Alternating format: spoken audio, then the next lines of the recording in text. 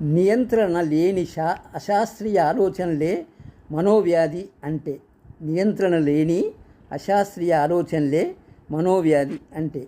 మనోవ్యాధి అంటే మనసుకు ఎప్పుడు వ్యధ వస్తూ ఉండడం, అంటే మనస్సులో ఎప్పుడు ఏదో బాధ ఉండడం అని అర్థం.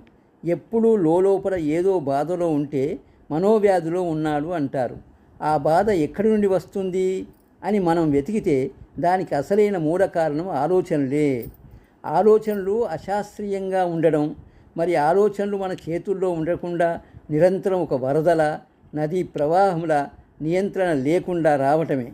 మరి ఈ నిరంతరం మనోవ్యాధి నుండి బయటపడాలి అంటే నిరంతర ధ్యాన